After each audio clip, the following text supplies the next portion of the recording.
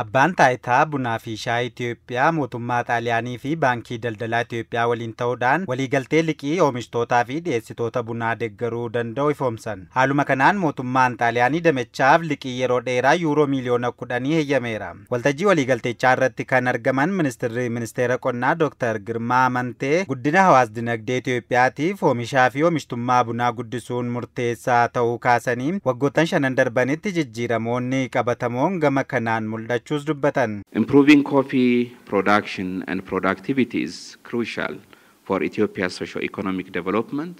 Carraa hojii uumuu fi jireenya lammiilee fooyyessuudhaan guddina hawaas-dinagdee Itoophiyaa mirkaneessuuf oomishaa fi oomishtummaa bunaa guddisuun murteessaadha. Itoophiyaa waggootan 5 darbanitti alergii bunaatiin jijjiirama bu'uuraa agarsiisteetti. Bara bajataa darbe qofa buna meetirik toonii 300,000 ol gabaa alaatiif dhiyeessuudhaan galiin doolaarri biiliyoona 1.43 argameera. Bara bajataa kana ji'oota 8 darbanittis buna meetirik toonii 200,000 fi 57 erguudhaan galii doolaara biiliyoona 1 miliyoona 200 argameera. Gama cancala daldalaa cimsuu fi sona bunatti dabaluutiin rakkoon faayinaansii qormaata ta'uu kan kaasan Dr. Girmaan liqiin yeroo dheeraa mootummaa Xaaliyaanii irraa argame oomishtummaa damechaaf ga'ee guddaa qabaata jedhan. Forest and multi-purpose seedlings we planted by Green Legacy Initiative.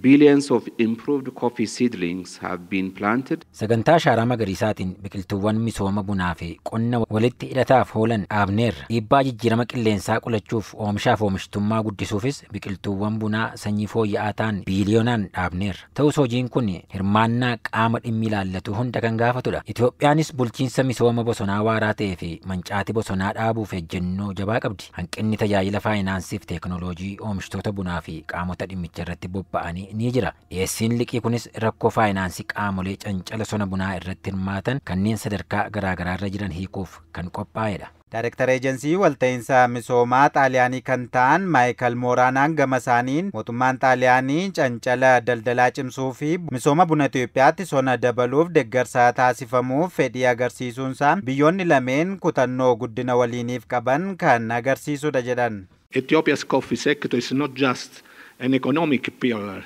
It is a symbol of cultural heritage. Misoomni buna Itoophiyaa dinagdee qofa osoo hin taane agarsiistuu aadaa fi seenaati. Sagantaan kunis adeemsa fuuldureef kan bu'uura ta'udha. Kunis mootummaan Xaaliyaanii oomishtoota bunaa sadarkaa gadi jiranii hanga qaamota alergii irratti bobba'anii jiranii deeggaruun fayyadamoo akka ta'aniif kutannoo qabu irra deebiin kan mirkaneessudha. Har'a saganticha ifoomsuu qofa osoo hin taane ce'umsa dinagdee Itoophiyaa jabaa fi badhaadhina Itoophiyaa bu'uura cimaa irratti kan ijaarudha. Liqii oomishaa fi oomishtummaa buna Itoophiyaa guddisuuf oolu kana baankiin daldalaa Itoophiyaa bulchiinsatti fayyadama isaa akka fudhatus walii galameera.